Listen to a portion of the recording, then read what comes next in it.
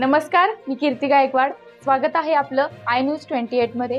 चला तर मग जाणून घेऊयात महाराष्ट्रातल्या ताज्या घडामोडी। प्राथमिक आरोग्य केंद्र कोंडल तालुका पलूस अंतर्गत दिनांक 12 जून 2025 रोजी अतिसार नियंत्रण कार्यक्रम हिवताप जनजागरण मोहिमेचा प्रारंभ तालुका आरोग्य अधिकारी डॉक्टर अनिल सूर्यवंशी यांच्या हस्ते करण्यात आला।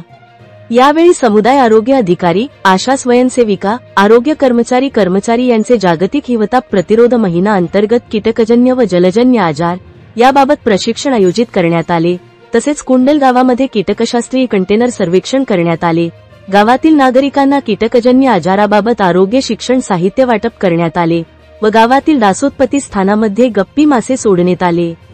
यावेळी तालुका आरोग्य अधिकारी डॉक्टर अनिल सूर्यवंशी यांनी 5 वर्षाखालील मुलांचे अतिसाराबाबत प्रभावीपणे सर्वेक्षण करून त्यांना ORS व झिंकची मात्रा देण्याबाबत सविस्तर माहिती दिली व संभाव्य पूरस्थितीमध्ये नागरिकांना प्रभावीपणे आरोग्य सेवा उपलब्ध करून द्यावी व कीटकजन्य आजाराचे सर्वेक्षण प्रभावीपणे करावे असे सांगितले।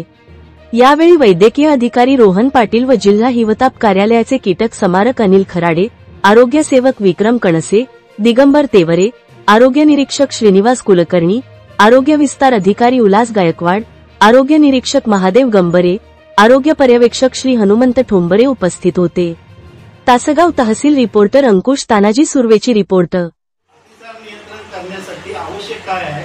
ORS आणि झिंक या दोन गोष्टी जरी दिल्या तरी जवळजवळ 90 किंवा 95% अतिसार हा कंट्रोल होतो। कुठलाही त्याला काही घ्यायची गरज नसते। सर्दीला औषध घेणं गरजेचं आहे का? येती जाती ऑटोमॅटिक तुम्ही घेतला औषध तरी तेवढ्याच वेळात थांबणार, नाही घेतलं कसं होईल?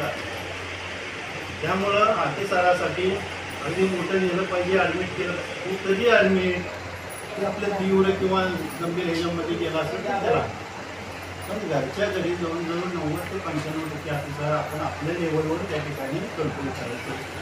आणि हे कंट्रोल करण्यासाठी जे स्वच्छता, ते स्वच्छतेविषयी जे महत्त्वाचा जे संदेश आहे ते आपण त्या ठिकाणी त्या परिसरामध्ये लोकांच्यामध्ये किंवा ज्या घरात 5 वर्षांची बालकं आहे की त्या बालकांच्या पालकांनाही आपण सांगितलं पाहिजे किंवा बाळाला भरवायच्या पूर्वी हात स्वच्छ केला पाहिजे, ती केली स्वच्छ केलं पाहिजे, स्वयंपाक करण्यापूर्वी हात स्वच्छ केला पाहिजे, पिण्याचं पाणी उंचावर ठेवलं पाहिजे, वगैरे वापर केला पाहिजे। माहिती आहे आपल्याला स्वच्छ केली। त्याचबरोबर हात धुणं, प्रत्येक वेळी हात धुण्याच्या 6 स्टेप प्रत्येकाला लागतात। त्या स्टेप सगळ्यांना पाठ पाहिजे। आता ते अंगणवाडी सांगतात, तुम्हाला माहिती आहे बऱ्यापैकी ते काय गाणं आहे म्हणतात, तर ते परत तुम्ही गेल्यावरती प्रॅक्टिस करा। मला आता तेवढा वेळ नाही, 2 वाजता मला मिटिंग आहे, आपण गव्हर्नमेंट करून दाखवलं असतं हातात काय असं